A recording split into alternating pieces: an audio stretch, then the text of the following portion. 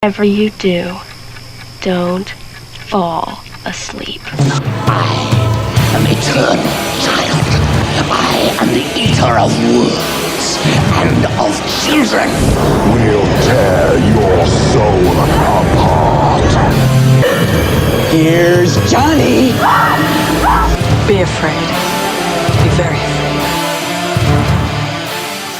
What's going on, everyone? I want to thank you for checking out episode 2 of the Gruesome Task podcast. As always, I'm one of your hosts. My name is Deonte, and I'm here today with Jose. It's great to be here. Let's get started on the second episode. Second episode. We are, of course, doing Klowns From Outer Space. I mentioned last week that I had never seen the movie, so this was a first-time watch for me, and I'll say that I had a lot of fun with it, and I'm really looking forward to talking about it. Yeah, I am really excited too. I really enjoy this movie. It's a cult classic for a reason, and I've been waiting for this. Yep, and I feel like some other people have been pretty excited about it. Saw some comments through the Instagram, so very, very excited to see what's going on with it. Now, before we get into anything with the movie, as always, you can follow the podcast on Instagram at Gruesome Task Podcast and on Twitter at The Gruesome Task. My personal page on Instagram is at xdeontems and on Twitter at _under the knife. I'm on Instagram at j.a.gallegos, and you can find me on Twitter at spiritedjose. Yeah, come reach out to us. It's really cool to interact with people about movies. Yep, so give us a follow. Feel free to interact with us. We are always on Twitter, and we're willing to have a conversation. Now, do you want to go ahead and hit the people with our affiliates and our links? Yeah, I was just wanted to talk about Alamo Drafthouse today. They have opened up again as well, and I'm just looking on here, and they have really cool events going on. Like soon, they're gonna host a Clue costume screening. They're playing older movies like Toy Story, 2001: A Space Odyssey. Just go to our little card link in pretty much any of our social medias, and even in some of the bios on some of the podcasting sites. Just go through the link that we provide and purchase a ticket to go see one of these movies. I think I might go see 2001: A Space Odyssey. I think it'd be interesting to see that in theaters for get that experience. I don't think I've ever seen that movie. Really? It's so good. It's pretty lengthy, but it's very interesting in my opinion. Maybe I'll have to check it out. I don't know about this Rona, though, but may have to check it out. Yeah, I mean, social distancing and stuff. Stay safe. Courage and stay 6 feet back, bro. I know there's that itch to go do something every once in a while. So, you never know. Yeah, of course. And I did have a little bit of an announcement I wanted to talk about myself. Jose has no idea what this is. So, this is for the Gruesome Task diehards, for those people who have been listening since season 1. I have a little contest for you all. Most of you all know that I do run a music distro carrying a lot of different types of metal, punk, hardcore, classic rock, everything from CDs, tapes, LPs, Blu-rays, everything. So I have a little bit of a contest for you. Now, in season 1, we had an intro and an outro. The intro was made by myself. I took a song and I clipped together, of course, a bunch of different classic horror quotes, and bada boom, we had an intro.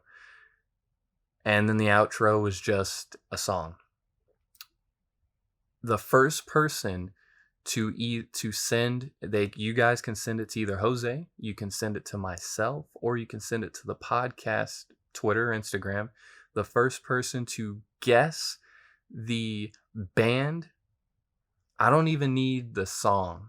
If you can tell me the band that I chose for the intro and then the band that I chose for the outro, I will send you a music pack, a music goodie pack, whatever you want to call it, of stuff from my distro. And it could be 5 things, it could be 1 thing, it could be 10 things. Who knows what it could be? I could just take a song and write down the lyrics on a piece of paper and send it to you. But it's gonna be a goodie pack. I've been thinking about this for a while, and I'm curious to see who out there is gonna guess it. So have fun at it. Can I do this as well? Sure, if you want to do it as well, because this is the thing is, for those who are listening, Jose doesn't know what songs I chose. He gave me the task to go ahead and create a intro and outro, so that's what I did. He doesn't know what songs I chose, so I'm the only one who knows. So if anyone out there knows, like I said, I do not need the song. All I need is the band name. If you can tell me the band name of the intro and the band name of the outro, I will send you a goodie pack of stuff. I'll probably wait until this episode releases to give my guesses, but I'm really curious to know what they are. The intros sound really great. I really enjoy them, and yeah, I mean, I trust you 100% to get that audio, and they came out really good. I really enjoy what you put together. Well, I do appreciate that, my friend. And again, this is for season 1. So that may be a little hint that possibly at the end of season 2, I might do this little contest again. So if you've heard the new intro and outro and you want to go ahead and start doing research and trying to guess, have it ready by the end of the season. That way, if I drop this, you could be the first one and get yourself a little goodie pack. Yeah, I definitely appreciate that a contest for everybody. I hope somebody wins and guesses the right thing, and I'm curious to see what you send out. All right. Last thing I wanted to touch on is we had the I guess not necessarily. I mean, technically it sold out because they were limited to whoever bought them, of our t-shirts. For those who didn't know or forgot, we had our t-shirts up. We had them up for about a month and a half, and they came down on November 1st, right after Halloween. We had some pretty good sales on them, so I do appreciate everyone that did purchase a television shirt. Wow. Everyone who did purchase a shirt, those will be going into production this upcoming week. I'll be sending that into all the numbers into the company that's making the shirts. I just wanted to wait till next week because of everything, of course, going on with the election, more important stuff going on. Just been focusing on that. So for those who are going to get a shirt, congratulations, you got yourselves a collector's item, baby. But like me and Jose had mentioned before, we are going to maybe get a couple extra printed, so that way if you are interested and you weren't able to get your order in prior, shoot us a message and see if we got your size. Yeah, and I just want to say how grateful we are for the people that did order. We're glad to share these things with you guys, and we're really excited, for you to get them. We're really excited to see how they turn out after the production, and it's just an exciting thing altogether, having to start this podcast and having merch to share with people, and knowing that people are going to be wearing these and tell others about the podcast. It's going to be it's an exciting experience. Yes, and once you do get your shirts out, of course, the way that it'll work is once we receive them in from the distributor, if you want to call them that, we will, of course, post it on all of our socials. And then once they are shipped out, you will get an email confirmation of the order being shipped and the tracking number. And once you receive it, go ahead and take a selfie in it. Post it on your socials. We'll share it. We'll retweet it and all that good stuff. So. Yeah, of course. Like I said, super excited. Can't wait for you guys to have them. Any other news, sir? That's all that I did have. Let's jump into Killer Klowns. All right, so I guess I'll kick it off here. Killer Klowns, released on May 27th of 1988. So we got an older film here, about the same time as Halloween, I guess. 2 older films, but 2 different sides of the spectrum. This is more of a comedy horror. I just wanted to, I guess, start it off and get your take on how you feel about comedy horror, and I guess if you want to discuss, the different horror subgenres, it's really interesting to me that comedy horror doesn't seem to be taken as seriously as other horror, but can also be very, very good and turn into cult classics like this one. Yeah, it's a different take from the comedy horror that even we've done in the past. You know, we because of course we did like Tales from the Hood and stuff like that, and that's pretty much considered comedy horror. And I don't, and I guess maybe because that had a little more gore and in some areas it tried to take itself more serious. But I it's funny because the Killer Clowns and let's say Tales from the Hood, they're essentially both comedy horror movies, but they're just vastly different. And I'll say that honestly, you know, from watching Killer Clowns for the first time, it took me about 20 to 25 minutes to even actually get into the movie and like it. The first 20 minutes of it, it was uh, just a little too cheesy for me. Yeah, I definitely agree. There were definitely multiple, watches of this film, and there wasn't a single time where I didn't catch myself being bored and on my phone. And I guess it's just that cheesiness, of it. It's not something I can rewatch over and over. It's a different type of horror for me. My favorite, I guess, would be slasher type horror. Something gory, something more suspenseful, and it's nice to change things up and have a laugh every now and then. But I feel like it can get a bit repetitive and boring, and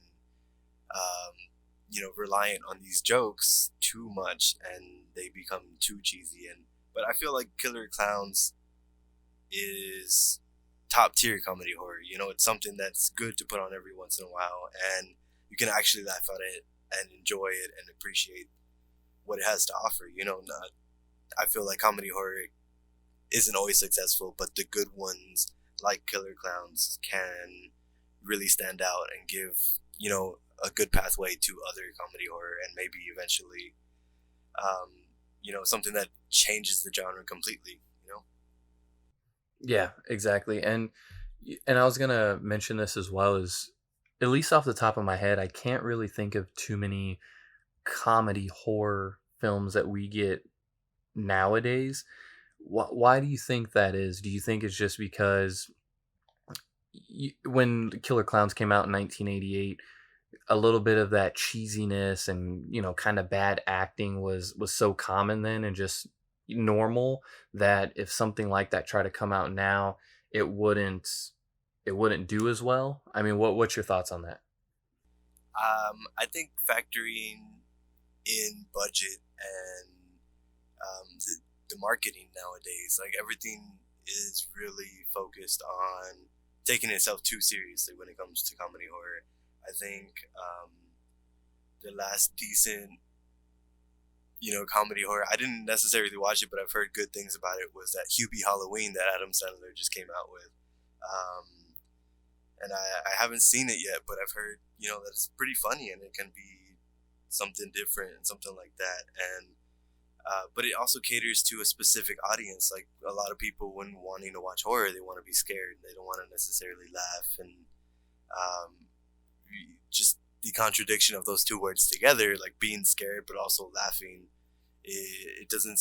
I guess it isn't as popular with most people as other things. And I'm really curious to wonder why. I don't necessarily have an answer, but my opinion is that it just doesn't hit the right mark for most people. That's what I believe. I agree. I think it's because when we think of horror, we think of a lot of times two different things. Either we want to see this, killer go around and just kill people like a slasher, or we want something to be maybe a little more psychological, thrilling, that can scare us. And with comedy horror, it's not going to do that. We don't get scared. We're actually laughing, which is normally what you just go for a straight up comedy film for. So, I did want to mention with Killer Clowns, what was, because I couldn't find anything on it. Um, what was your? Did you see what the like profits were of it? Because I saw what the budget was. It was about like 1.8 mil. How did they do good on it, or did the film kind of flop? From what I could muster up, I couldn't get a specific number, but I know that a lot of the sites and sources were saying that it flopped really badly and wasn't successful, and that's why it's considered a cult classic now, because at that time it just wasn't taken seriously. Like, nobody wanted to go see a comedy horror, and it just completely flopped in the theaters. Like I said, I couldn't find a number anywhere, and I'm just really curious. I mean, it must have been really bad. The budget I kept seeing was 2 million, so 1.8 to 2 million, in that range. And I don't know. I mean, to me, the film had a really good storytelling. It had a really good story. It was just the acting, and I guess the fact that it was a comedy horror. I wonder if something else had come out with a better budget or better acting, if this film would have been more successful at that time, or if it still would have flopped like it did. Right. Yeah. It's and it came out honestly at the best time it could, because if Killer Clowns tried to come out nowadays, oh man, that probably wouldn't even make it to theaters. That would be a straight to Netflix movie, and people would more than likely it would be laughed at, just because of how people are nowadays. Like it didn't have the budget that modern day films have, and because it's so cheesy, people would be like, "What is this?" I definitely agree. It's People are more critical of movies nowadays, um, and that's just because everybody wants to be a critic, And same with us, we're reviewing this movie as in a podcast, but um, it's crazy. I don't know if it would. I believe it would not be as successful if it were to come out now, because I feel like the budget would have been significantly higher, and I feel nowadays people writing movies aren't as creative because they have that budget and they feel that they can do whatever they want with that money, and don't focus on the storyline and focus on all that, and focus on the cosmetics of the film, the production and so forth, and put the money in the wrong places. And I feel like that's why comedy horror nowadays isn't as successful, because they're not writing good jokes, they're not writing good suspenseful moments, and getting that good balance of happy and afraid, being scared. So I feel like that's why most things nowadays don't succeed, and why being an 80s film, Killer Clowns, is very successful the way it is. Now, I'll say for me, I'm definitely glad that they stepped things up, because like I mentioned a little earlier, it took me about 20 to 25 minutes to really get into the movie, and since I'm someone that I will stick with it, and even if a movie's it's kind of creeping in that trajectory of being a bad film, I'll sit through it and watch the whole thing, because there might be something that interests me.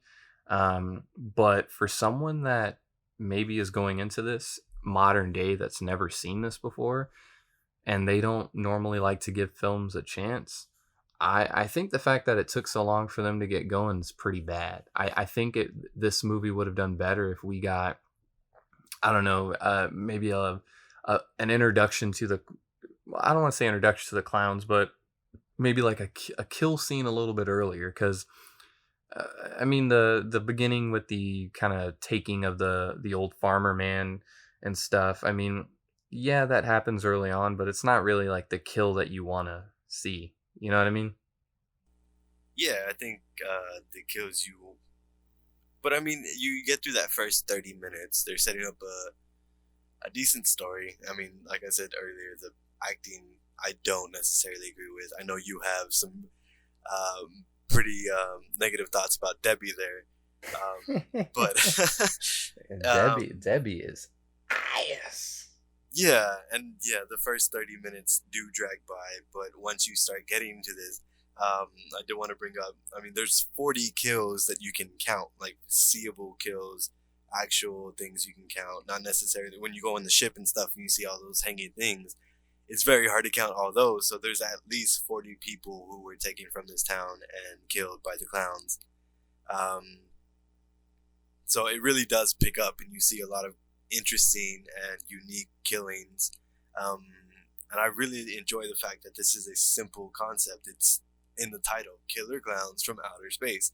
And they just come and start murdering everybody, just killing them and taking them. And I think that's why I enjoy it so much. It's that because the first 30 minutes, and then after that, they really waste no time trying to get everybody.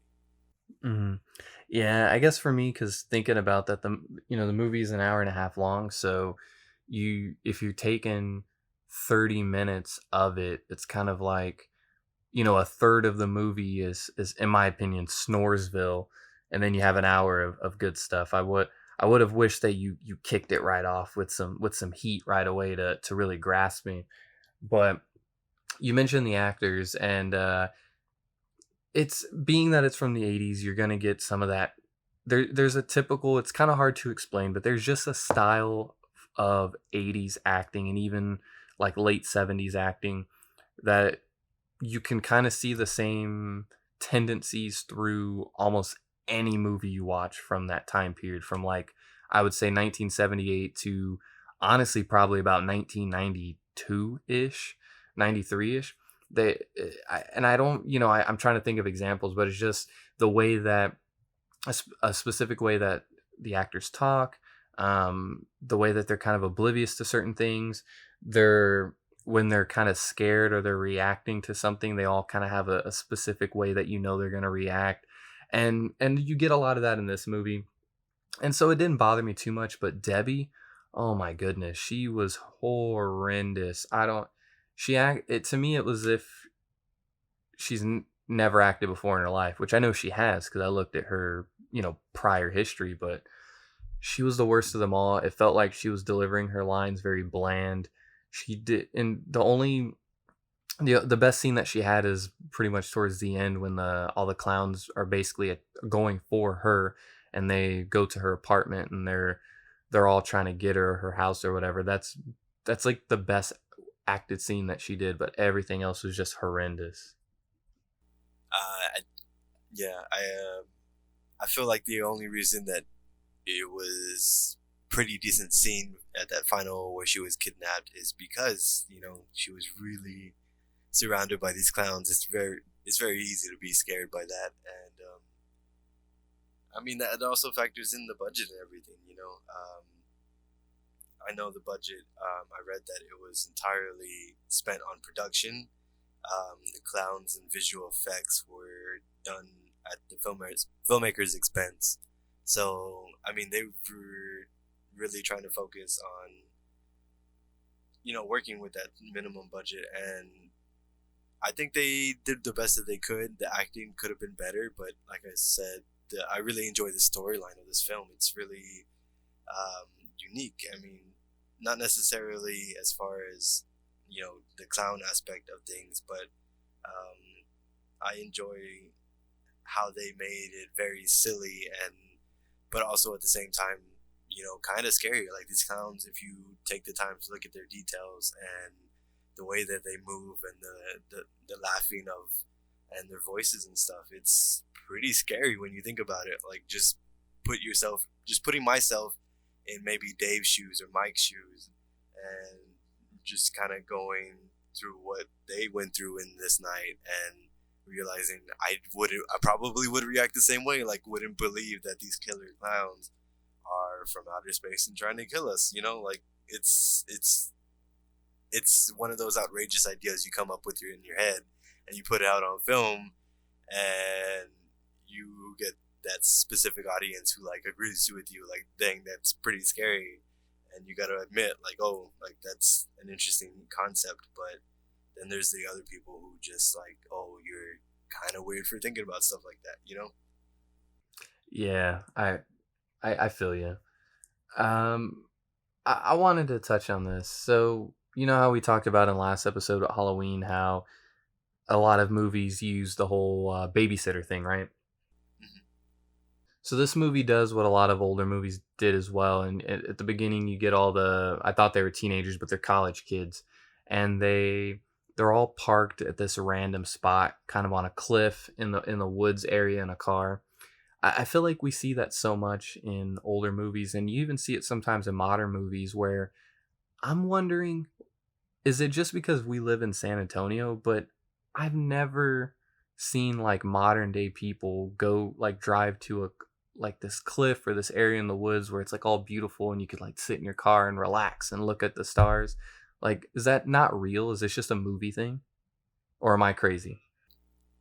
I don't know. I've heard at least one story, but it was like a distant family member, and they mentioned that they had done that one time. But I don't know. I feel like that's more of an older thing because I'm sure were people who actually did that, and you also see during this time period the drive-ins. And you see people like driving around and cruising in their cars, and that was just a thing that people did during this time period. Like the teenagers wouldn't have much to do in the cities because we're spoiled. We're a spoiled generation now because we get all these different ways of entertainment. But back then they only had those specific things, and where else would these kids go to do the things like this, like make out, and there were all these make out points. um, but I'm really curious to like ask a bunch of people from this generation to see if there was anything like that in San Antonio. Oh, see, there can't be anything in San Antonio because I guarantee you, if I try to drive and go to a cliff, it'd be on top of the cliff. It'd be a Whataburger. So that we wouldn't be able to look at stars. We'd be looking at a large fry with spicy ketchup. So I, it's True. I mean, but I just thought. I mean, I honestly just thought about that because you see that in a lot of movies from like the '80s and even the '90s, and so when it started like that, I was like, oh, okay, they're using that typical trope. And we talked about tropes, so I made sure to write that down in the notes. But it was just funny because I realized that, hey, nobody really does that anymore. Or maybe people are actually, I know he doesn't listen to the podcast, but shout out to this dude, Logan. He's a cool dude. I follow him on Instagram.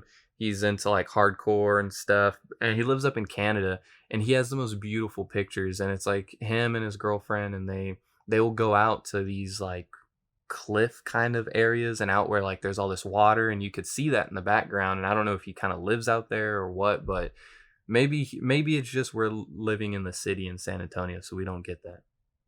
I mean, honestly, that could just be the case.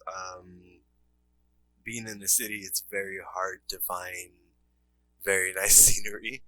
Um, I know we have a few like hiking spots on the outskirts, but you would really have to drive towards like the lakes and the rivers to get something even remotely beautiful to take pictures like that. And um, yeah, I mean, San Antonio, it's all city. It's a humongous city, so it's very hard. Yeah.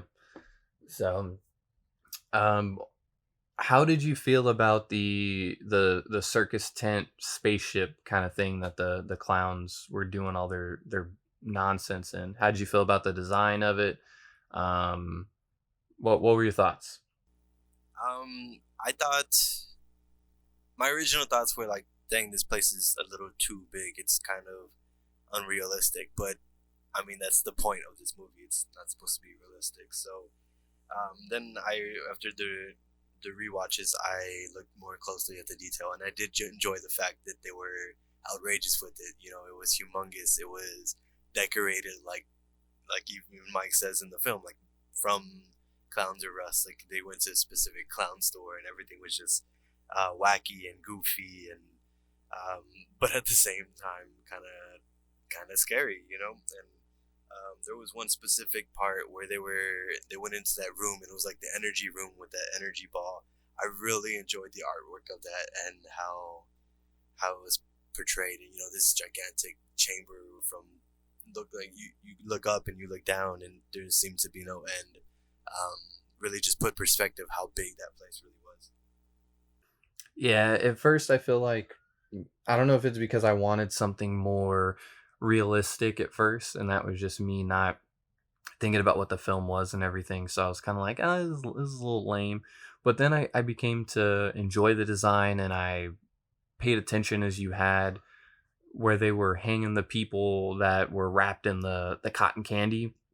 You really see how many people they have wrapped up, and this kind of intricate layout to how they're all placed, and it looked like an actual factory, and it made me appreciate it a lot more to know, because I thought of it as these killer clowns. Yes, they're killers, but there's a formula to their madness, and so I dug it after sitting down and kind of rewatching a few scenes and thinking about that. Yeah, I really enjoyed that whole design part of it as well. I mean, you had rows and rows, and then just the wackiness of them like being in cotton candy, like these cocoons and stuff, and then just being sucked on out of a straw like some kind of smoothie. I really enjoy it. I mean, like I keep saying the word wacky, but it's definitely just a wacky film. Like, just everything about it. These clowns are really outrageous. They're typical clown stuff, dressed up like, you got the buttons, the nose, and it's really good design, I feel. And it's, they could have just kind of dressed up some random clowns and kind of called it a day, but they really went all out for the set designs, and I really appreciate that. It's very artistic and very different, and it's more creative than what you get now. And that goes again back to the budget, but I really enjoy the creativity of it. Yeah, and I feel like the reason for a lot of the creativity is because the guys who ended up actually directing and producing the film, they were like special effects artists, I believe, and they dealt with like animatronics and stop motion and all that kind of stuff. So I feel like for them, the creation and attention to detail of the clowns, the scenery, they were pretty much the guys that would have that down to a T. Yeah, and something I wanted to bring up as well. That trio they're known as the Chiodo brothers, and you got Steven, Charles, and Edward. And I wanted to bring up other stuff that they worked on. They've done claymation for Pee-wee's Big Adventure. They did the stop motion scenes from Elf. Everybody's seen that film, and they did a lot of work on The Simpsons. So yeah, like you mentioned, they're very knowledgeable in animatronics and claymation and stuff like that. So that was really portrayed on this film, and just knowing that they were the directors, writers, and producers of this, it was their work, it was their film, and you could really see that creativity of it and how their mind can really go to this outrageous world and build these great outrageous characters and make a decent film out of something. Right. Yeah. And I was gonna say, when I was looking too, I don't know if it's maybe because how we mentioned that this film may not have done that great in theaters, but those brothers, they didn't really do anything after Killer Clowns, no? No, not that I could see. They kind of split ways, and I know they worked with a bunch of different directors. Some pretty big. I don't have the names on hand, but I know Steven was probably the most successful, and he did just set designs and so forth, and nothing like Killer Clowns where they all came together and put together their own movie. I couldn't find anything like that. Okay. I was just wondering. How crazy is it that the cop, Officer Mooney, this film came out in 1988, and you basically could have stuck him into 2020 and he would have fit right in. Yeah, he was a very stubborn, typical cop. One thing I wanted on my notes that I wanted to point it out was Dave was this one that went to the academy and got this training and everything. And then you get Mooney, this local guy who literally just applied and got the job. And, he believes, at one point, he believes the whole town is trying to prank him. And instead of answering the phone, he's stubborn and gets killed by a clown. That's how ridiculous that they made this cop look. And you were right. It looks like you could copy and paste him and kind of revisit that in 2020, and it's just infuriating, how correct that these movies, like, you wouldn't even believe it. As a kid, I was told cops were these great, great people who wanted my best interest, but watching these movies, you kind of start to believe that this is who they really are. Yeah, and also, fun fact for our listeners out there is the cool officer, Mr. Deputy Dave. He was born in San Antonio. So back-to-back weeks, we had Michael's sister, Judith, was from San Antonio, and Deputy Dave, or Officer Dave, was from San Antonio as well. So shout out to the 210, baby. Dang, that's pretty crazy. I really hope, and I'm going to do a lot of deep dive research to find somebody in the next film from San Antonio. We're just gonna have this whole season just people from San Antonio in big films. Right, it's not gonna be a main actor. We're gonna be like, yeah, the extra that was on scene 3 at minute 9:52, he was in the back eating a burger. He was from San Antonio. We gotta give credit where credit is due, man. San Antonio peeps. But Deputy Dave, he was my favorite character out of this whole thing, because he was who a cop should actually be. He wanted to help. He didn't want to abuse his power. He actually listened to the people that came in, right? When Debbie and Mike come in and they're talking about these killer clowns, and that they saw 2 people die and they were wrapped in cotton candy and all this stuff.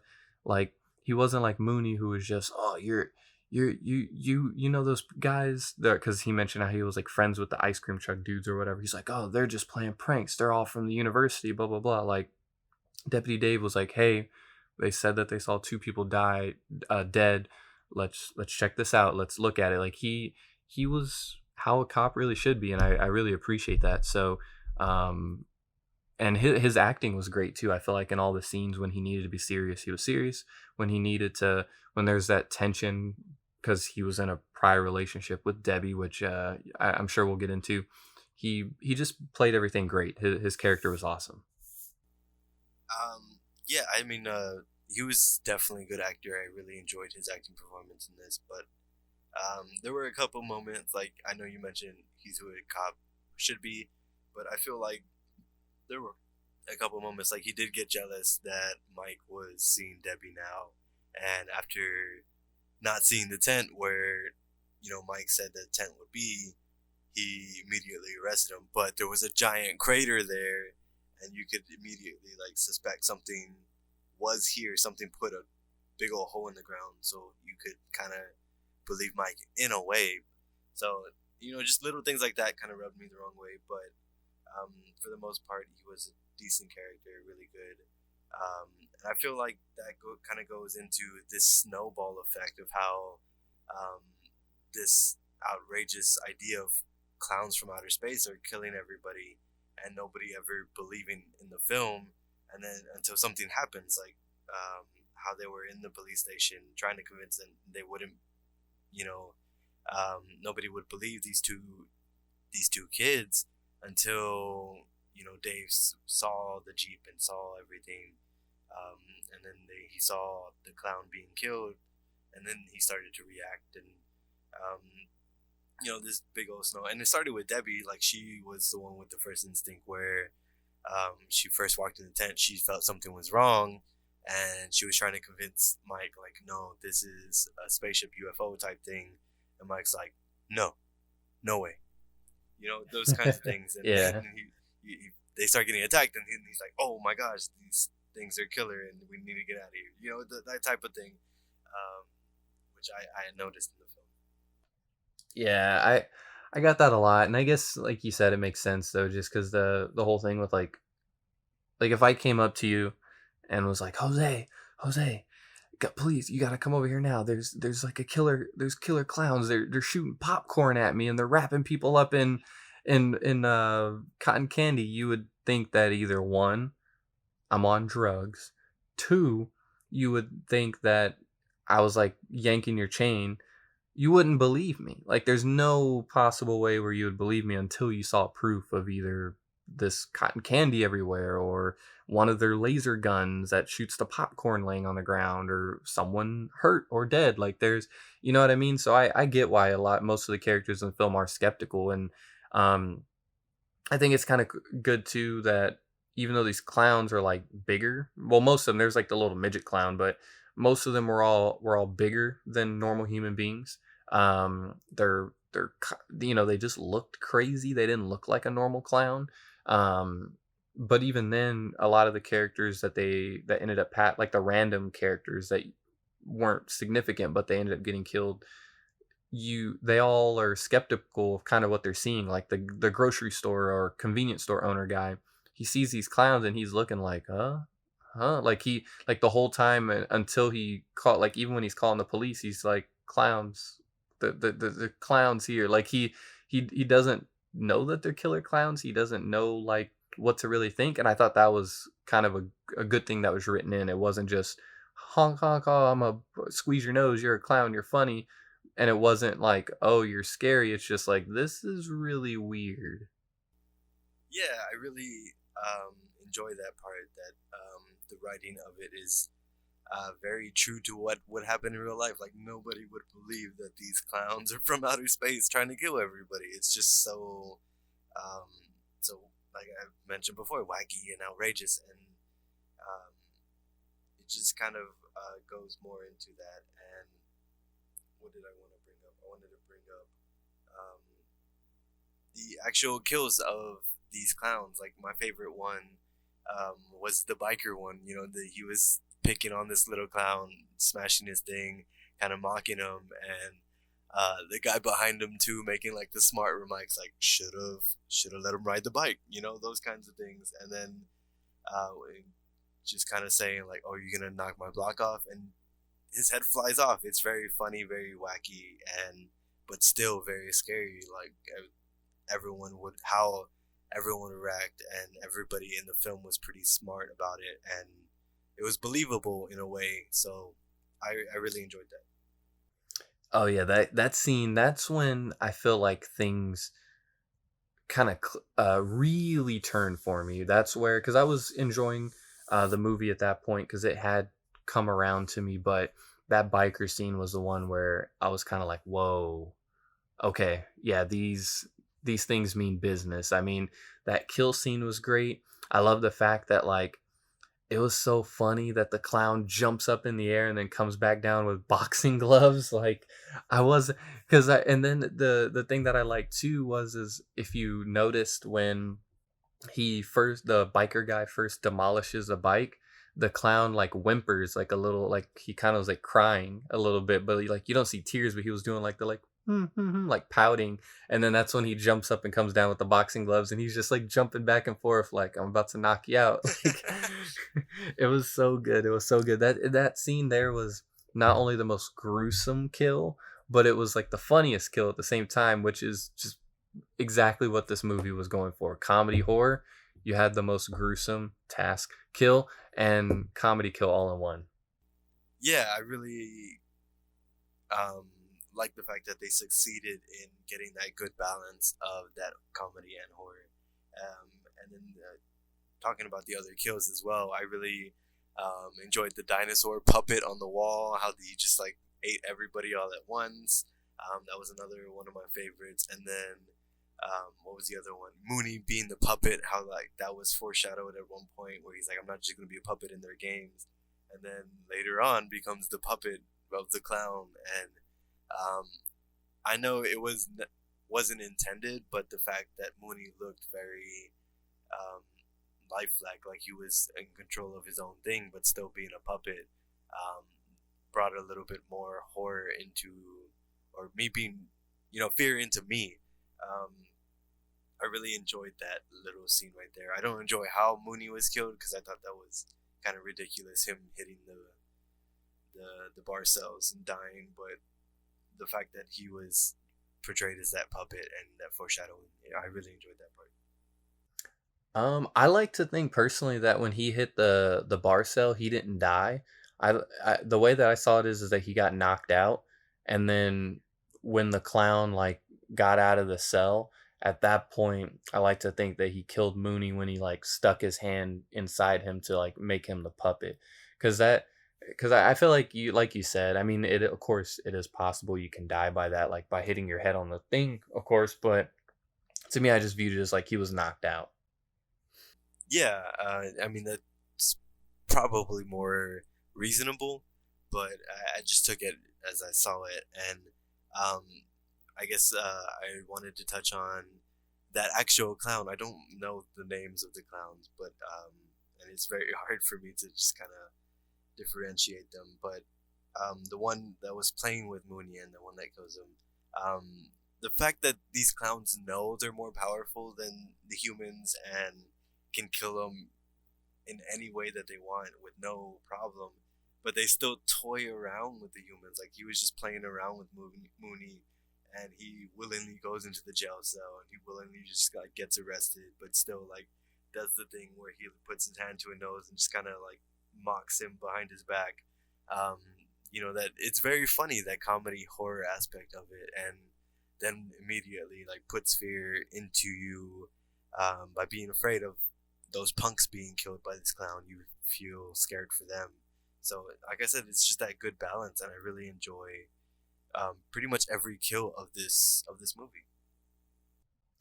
Yeah, I agree as well, and I know one of the things we had kind of talked about before is so many is I just enjoyed the fact that these clowns, because they knew they were more powerful with the humans, and they didn't always just want to immediately go and kill the human. They like to have fun with them.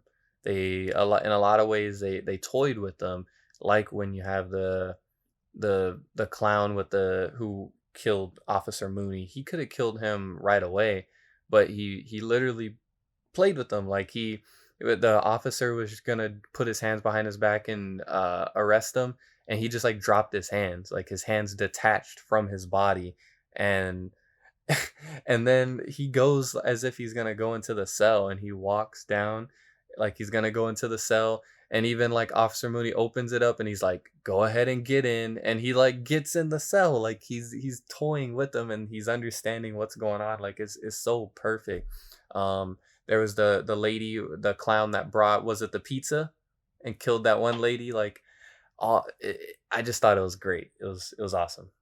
Yeah, the cheesiness and the wackiness of it makes it that much better. I mean, um, I know we discussed, what could make a comedy horror successful.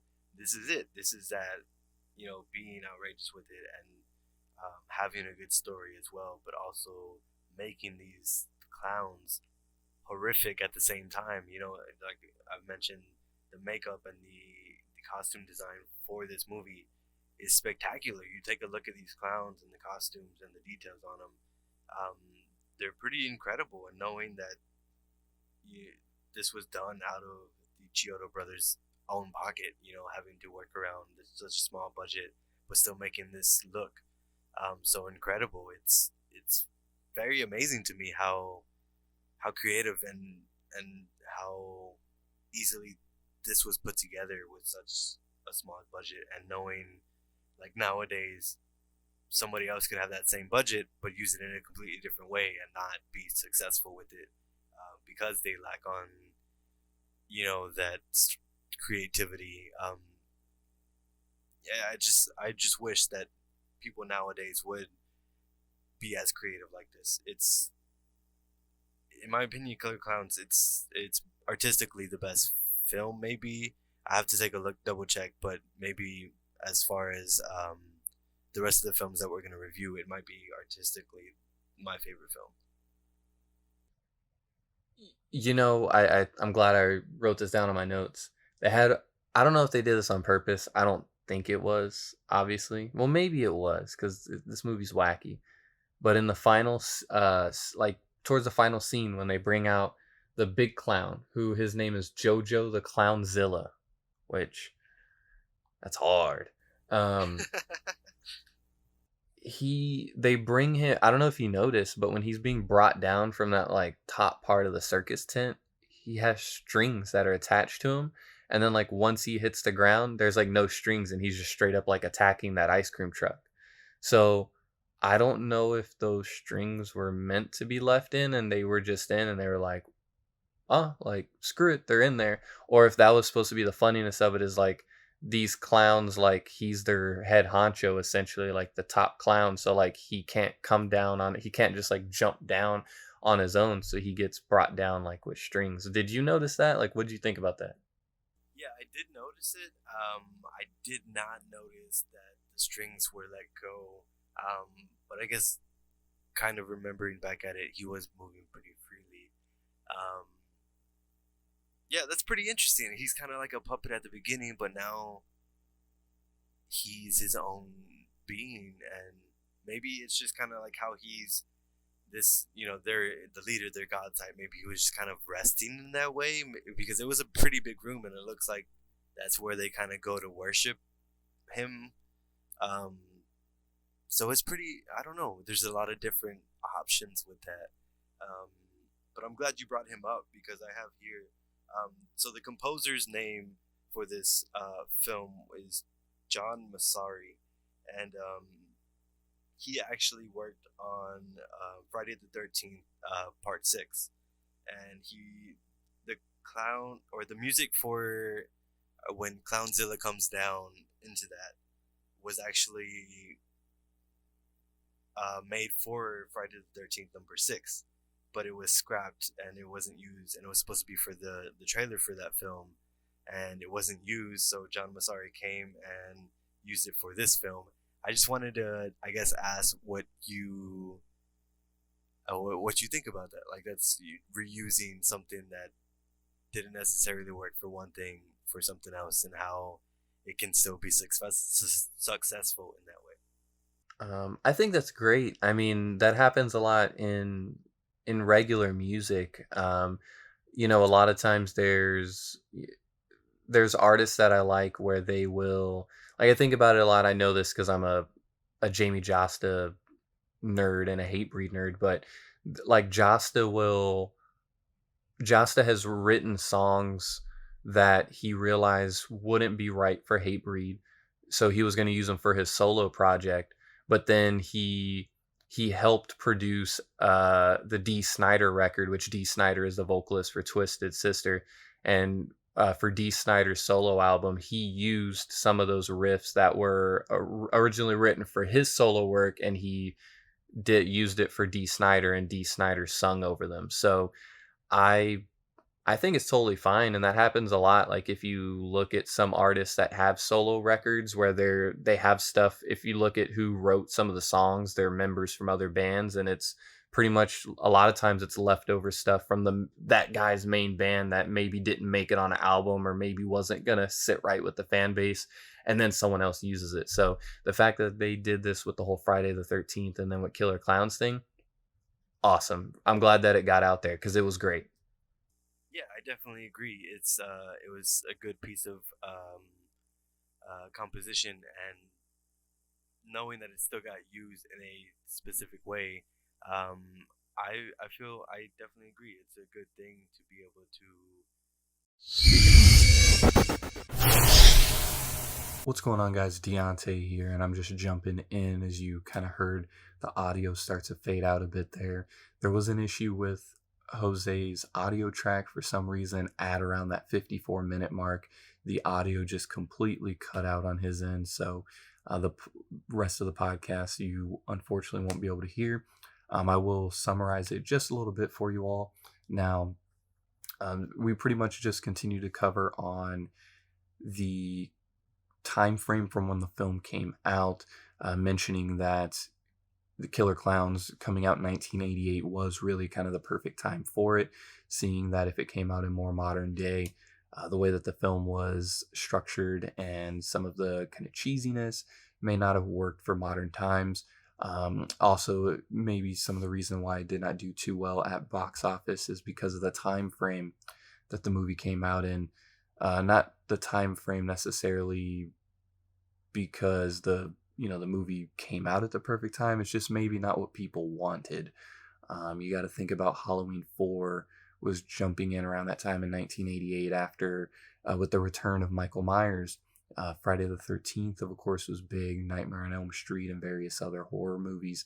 And Killer Klowns from Outer Space was just something totally from left field. And we think that it took people by surprise. Now, when it came to our Pints of Blood, Jose gave the movie a 7.5, and I gave it a 7. The thoughts on it is Jose enjoyed the film. He definitely liked that it was ambitious and it was something different. However, due to the cheesiness of the nature of it, wasn't something that he could watch repeatedly. For myself, I actually gave it a lower score than him, but I had a more positive review, I felt like. I gave it a 7, but the reason I gave it a 7 is because of the comedic element. I found myself laughing throughout the movie. I could see myself wanting to go back and watch it, knowing that I'll get this laugh, loving the detail of the clowns, the just funniness of each of the kills, all of that kind of stuff. So I'm currently giving it a 7, but with the potential to possibly move up to an 8. That will be something that more than likely we will touch back on at the end of the season. We've toyed around with the idea of doing a season end review, which we did not do for season 1, but we'd like to do for season 2. That way we can kind of go back, review these classic movies and touch on if our opinions have changed, if we've watched them since. Now, before I get out of here, as always, I just want to thank everyone for listening, for retweeting, for liking the post, sharing the post, comments, everything like that. Your support is greatly, greatly appreciated. We want to thank everyone that listens on Podbean, Spotify, and on Apple Podcasts. If you are through Apple Podcasts, please give us a review. We recently got another 5-star review, so we thank you on that. They didn't leave a comment, but they did leave the review, so thank you. As always, you can follow the socials of the podcast at Gruesome Task Podcast on Instagram, at The Gruesome Task on Twitter. And as always, how many pints of blood are you drinking?